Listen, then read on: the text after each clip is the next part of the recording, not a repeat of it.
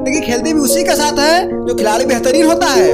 दर्द एक से हैं मगर सबके हौसले अलग अलग हैं। कोई हताश होकर बिखर जाता है तो कोई संघर्ष करके निखर जाता है। ये आप पर निर्भर करता है कि आपको बिखरना है कि संघर्ष करके निखरना है। हेलो दोस्तों, स्वागत है आपका आपके विज्ञानपुर चैनल में। आज हम आपको एसएससी जीडी का प्रैक्टिस नंबर 7वां कराने जा रहे हैं और साथ ही साथ में प्रैक्टिस नंबर 6 का जो होमवर्क क्वेश्चन था वो आपको बता देते हैं कि क्वेश्चन क्या था कि ब्रह्मांड में सबसे प्रचुर तत्व कौन सा है। तो हम आपको कल ही बताए थे कि हीलियम क्या है, दूसरे नंबर पर प्रचुर तत्व है। लेकिन अगर पहले नंबर पर बात करें तो वो दोस्तों हाइड्रोजन। तो ब्रह्मांड में सबसे प्रचुर तत्व कौन सा? हाइड्रोजन। चलिए अब प्रैक्टिस नंबर 7वां करा रहे हैं आपको। क्वेश्चन नंबर पहला है आपका कि 26 जनवरी 2021 को गणतंत्र दिवस के अवसर पर नई दिल्ली में आयोजित परेड में किस राज्य द्वारा प्रस्तुत झांकी को राज्य और केंद्र शासित प्रदेशों की श्रेणी में पहला पुरस्कार मिला? तो दोस्तों किसे मिला? वो उत्तर प्रदेश को। किस चीज़ के लिए? अयोध्या उत्तर प्रदेश की सांस्कृतिक धरोहर, इसी विषय के लिए पहला श्रेणी का पुरस्कार उत्तर प्रदेश को मिला। तो ऑप्शन नंबर पहला। नंबर दूसरा आपका कि भूकंप की तीव्रता मापने वाला यंत्र को कहते हैं। तो क्या कहते हैं दोस्तों? सिस्मोग्राफ। और सिस्मोग्राफ की सहायता से आपको बताते चलें कि जो भूकंपी लहरें होती हैं उनकी उत्पत्ति का स्थान, प्रभावित क्षेत्र इत्यादि विषयों के बारे में जानकारी मिलती है। और आपको ये भी बताते चलें कि सिस्मोग्राफ से जो प्राप्त आंकड़े हैं वो रिक्टर पैमाने पर मापा जाता है। तो आपका प्रश्न क्या आता है दोस्तों कि भूकंप की तीव्रता मापने वाली इकाई क्या है, किसे मापा जाता है? तो वो किससे मापा जाता है दोस्तों? सिस्मोग्राफ। ऑप्शन नंबर चौथा। नंबर तीसरा है आपका कि प्रारंभिक बौद्ध धर्म ग्रंथों की रचना किसमें की गई थी? तो किसमें की गई थी आप बताइए। यह पाली पाठ में की गई थी। और जानते हैं पाली क्या थी? यह उस समय की आमजन की भाषा थी और यह बाद में बौद्ध धर्म ग्रंथ जो था वो संस्कृत में भी लिखा गया है। तो प्रश्न क्या था दोस्तों कि प्रारंभिक बौद्ध धर्म ग्रंथ की रचना किसमें की गई थी? तो की गई थी पाली पाठ में। ऑप्शन नंबर दूसरा। क्वेश्चन नंबर 4 है आपका कि अरुंधति राय किस पुस्तक की लेखिका हैं? तो दोस्तों ये हैं the God of small things और इन्होंने ये किताब 1997 में लिखा और 1997 में ही इन्हें बुकर पुरस्कार मिला। अब बुकर पुरस्कार क्या होता है दोस्तों? वो होता है एक ऐसी किताब जो एक साल के उस साल के अंदर में लिखी गई है और उत्कृष्ट प्रदर्शन के लिए, उत्कृष्ट जब किताब होती है तो उसी के लिए पुरस्कार दिया जाता है, बुकर पुरस्कार। तो ये उन्हें 1997 में मिला। तो अब आते हैं अपने प्रश्न पर कि अरुंधति राय किस पुस्तक की लेखिका हैं? तो दोस्तों the God of small things. Option number चौथा। क्वेश्चन नंबर 5 है आपका कि मूल अधिकार भारतीय संविधान के किस भाग में स्थित है? आप लोग तब तक बताइए कि किस भाग में स्थित है, तब तक हम आपको बताते चलें कि भारतीय संविधान के अनुच्छेद 12 से 35 के अंतर्गत मौलिक अधिकारों का उल्लेख है।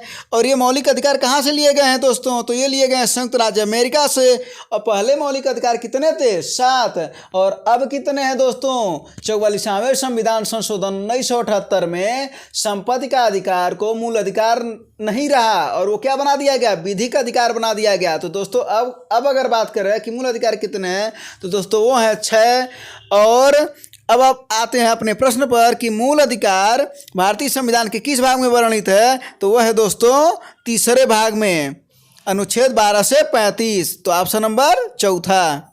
क्वेश्चन नंबर 6 आपका कि फरवरी 2021 में प्रधानमंत्री नरेंद्र मोदी ने किस आईआईटी संस्थान में डॉक्टर श्यामा प्रसाद मुखर्जी आयुर्वेदिक एवं शोध संस्थान का उद्घाटन किया? तो दोस्तों आप बताइए इसका उत्तर क्या होगा?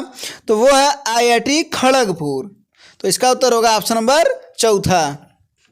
क्वेश्चन नंबर 7वां आपका कि इंडियन नेशनल कांग्रेस का संस्थापक कौन था? सभी लोग कमेंट करिए इसका कि इंडियन नेशनल कांग्रेस का संस्थापक कौन था। ये बहुत इंपॉर्टेंट क्वेश्चन है। आप लोग देखते होंगे कि आपकी परीक्षाओं में ये पूछा गया क्वेश्चन है ये। तो ज़रा बताइए, हम आपको तब तक बताते चलते हैं कि जो इंडियन नेशनल कांग्रेस की जो स्थापना हुई थी वो हुई थी सन 1885 में। और इसके उस समय जो संस्थापक थे तो कौन थे? वो ए.ओ. ह्यूम। तो ऑप्शन नंबर तीसरा, इंडियन नेशनल कांग्रेस के संस्थापक कौन? ए.ओ. ह्यूम।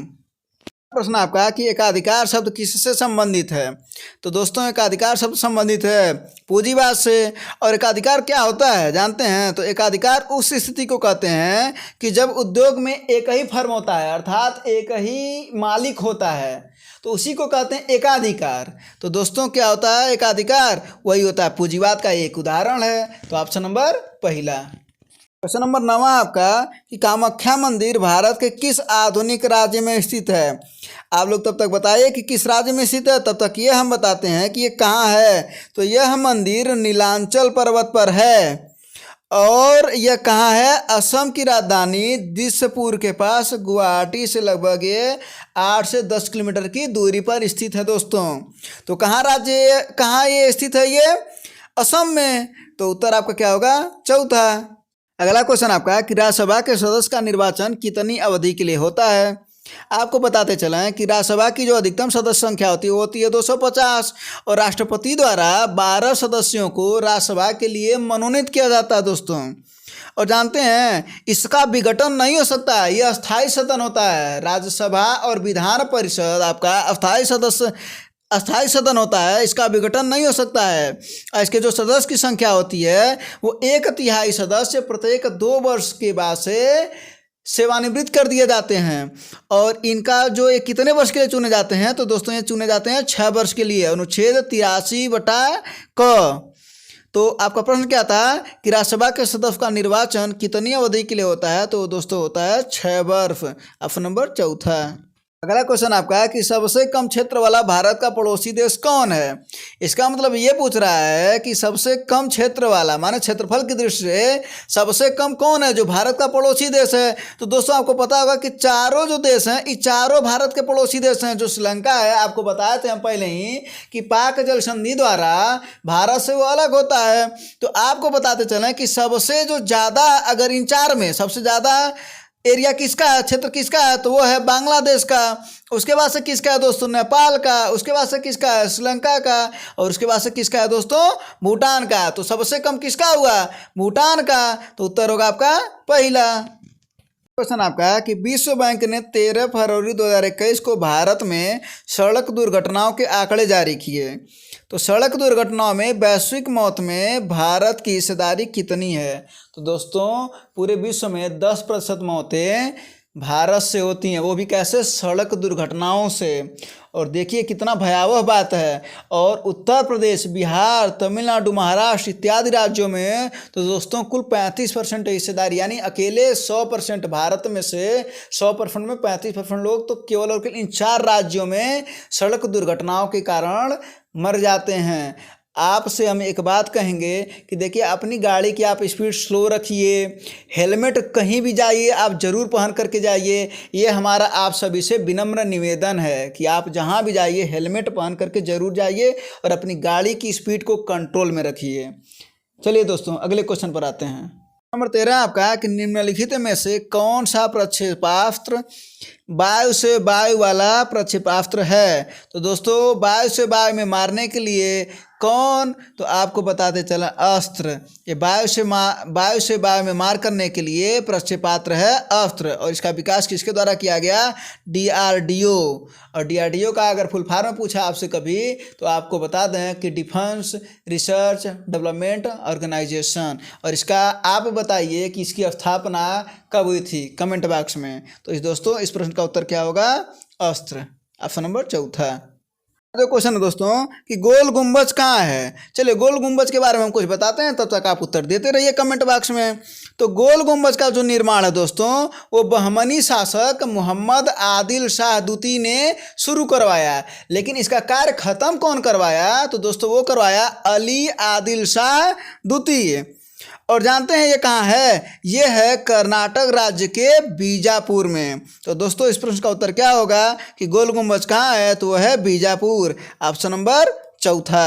अगला क्वेश्चन है दोस्तों कि श्वेत प्रकाश कितने रंगों का होता है या कितने रंगों का मिश्रण है। इंपॉर्टेंट क्वेश्चन है दोस्तों, रेलवे ग्रुप डी 2018 में पूछा गया क्वेश्चन है ये। तो जरा बताइए, सभी को पता होगा कि 7 रंगों का मिश्रण है ये। कौन कौन सा, बैगनी, नीला, आसमानी, हरा, पीला, नारंगी और लाल। और आपको बताते चलें इसका जो ट्रिक है वो बैनी आह पीनाला। तो आपको बताते चलें एक बात और इसमें कि बड़ विक्षेपण की घटना। तो दोस्तों बड़ विक्षेपण की घटना क्या होती है, प्रकाश के अपने अवयव रंगों में। तो अवयव रंग कौन से, यही 7 रंग हैं। तो जब प्रकाश अपने इन्हीं 7 रंगों में विभक्त हो जाती है ना आकाश में, उसी को कहते हैं बड़ विक्षेपण की घटना। तो आपका प्रश्न क्या था कि श्वेत प्रकाश, और अच्छा जानते हैं अगर इन सातों रंगों को अगर मिला दिया जाए ना तो वो बनता है श्वेत अर्थात सफेद। तो श्वेत प्रकाश कितने रंगों का मिश्रण होता है? तो वो होता है 7। ऑप्शन नंबर चौथा। क्वेश्चन आपका कि एक निबल कितने बीटों के बराबर होता है? तो आपको बताते चलें कि एक बाइट में 8 बीट्स होते हैं और वहीं पर एक बाइट में 2 निबल होते हैं। तो दोस्तों आपका क्या आएगा? एक निबल में 4 बीट्स। ये इंपॉर्टेंट क्वेश्चन है दोस्तों। और साथ ही में आपको ये भी बताते चलें कि जो बीट्स होता है वो कंप्यूटर के संग्रहण क्षमता अर्थात मेमोरी की सबसे छोटी इकाई होती है। ये भी आप याद रख लीजिएगा दोस्तों कि बिट्स क्या है? कंप्यूटर के संग्रहण क्षमता की सबसे छोटी इकाई। तो प्रश्न पर आते हैं कि एक निबल कितने बीटों के बराबर होता है? तो वो होता है 4। ऑप्शन नंबर दूसरा। अगला जो क्वेश्चन है कि भारतीय राष्ट्रीय कांग्रेस के प्रथम मुसलमान अध्यक्ष कौन थे? दोस्तों अभी हम आपको बताए थे कि जो इंडियन नेशनल कांग्रेस की स्थापना हुई थी वो 1885 में हुई थी। किसने किया था? ए.ओ. ह्यूम ने किया था। अब यहाँ पर प्रश्न क्या है कि बताइए कि भारतीय राष्ट्रीय कांग्रेस के प्रथम मुसलमान अध्यक्ष कौन थे? तो हम आपको बताते चलें कि 1887 में जो मद्रास में कांग्रेस का अधिवेशन हुआ था, तीसरा वाला अधिवेशन, उसकी जो अध्यक्षता की थी तो वो किसने की थी? बदरुद्दीन तैयबजी ने। किसने की थी दोस्तों? बदरुद्दीन तैयबजी। इंपॉर्टेंट क्वेश्चन है, याद रखे रहिएगा। तो ऑप्शन नंबर दूसरा। क्या क्वेश्चन है दोस्तों कि न्यूरॉन क्या होते हैं?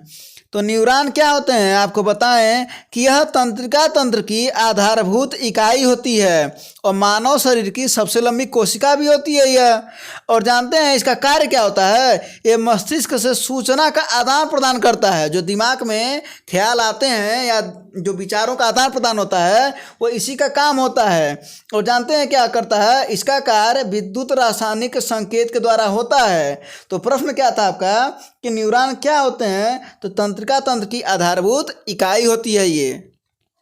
क्वेश्चन आपका कि अंकोरवाट का मंदिर कहाँ स्थित है? तो दोस्तों आपको बताते चलें कि इसका जो निर्माण है वो 12वीं शताब्दी में राजा सूर्यवर्मन द्वितीय ने करवाया था। और यह किसे समर्पित है? ये भी क्वेश्चन पूछा जाता है। तो ये भगवान विष्णु को समर्पित है। और प्रश्न क्या था कि अंकोरवाट का मंदिर कहाँ स्थित है? तो दोस्तों ये कहाँ स्थित है? कंबोडिया। कहाँ है? कंबोडिया। ऑप्शन नंबर आपका जो है वो तीसरा।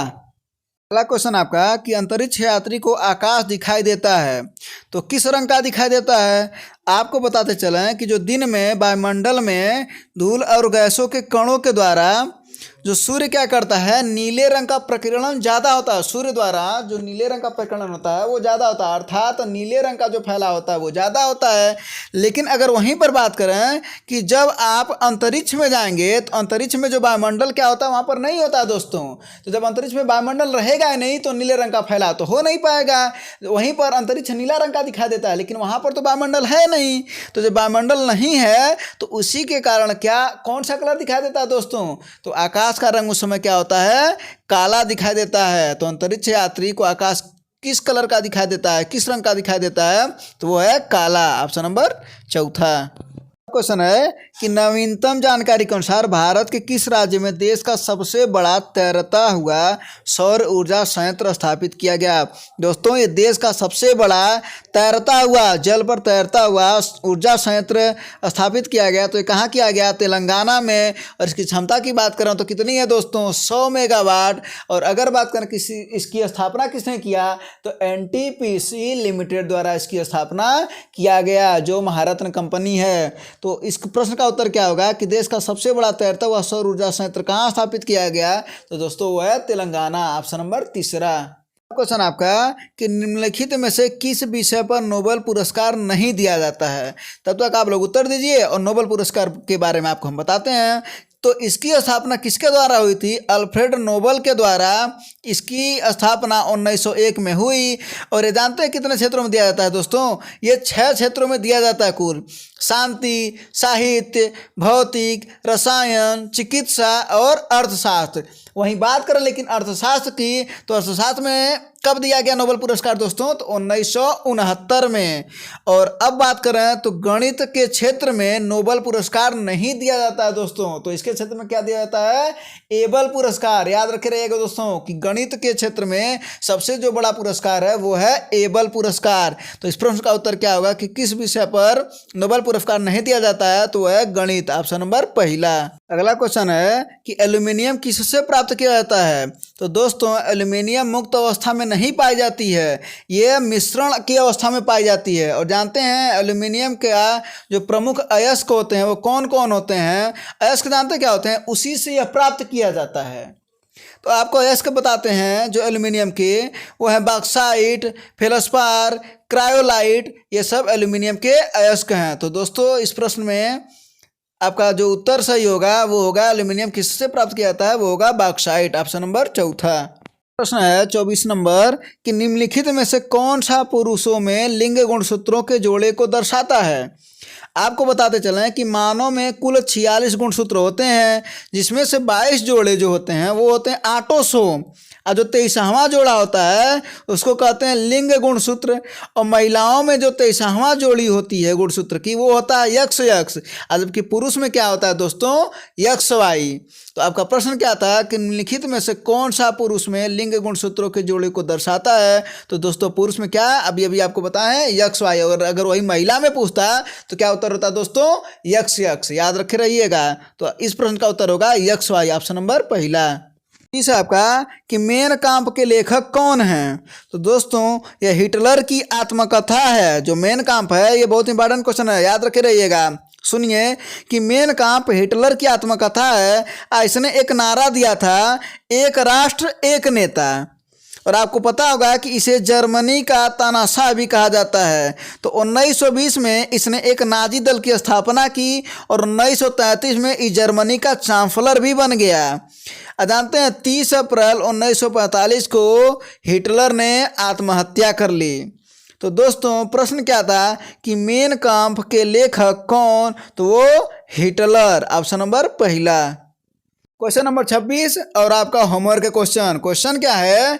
काजीरंगा राष्ट्रीय उद्यान किसके लिए प्रसिद्ध है? तो ये तो हम बताएंगे नहीं किसके लिए प्रसिद्ध है, लेकिन कुछ बातें आपको जरूर बताएंगे। तो सुनिएगा कि इसकी स्थापना कब हुई थी? तो दोस्तों इसकी स्थापना हुई थी सन 1905 में। ये असम राज्य में स्थित है। और आपको ये भी बता देते हैं कि ये यूनेस्को द्वारा विश्व धरोहर घोषित किया जा चुका है। तो आपको बताना है कि काजीरंगा राष्ट्रीय उद्यान किसके लिए प्रसिद्ध है। तो बताइए ना आप, तो ये बताना आपको है।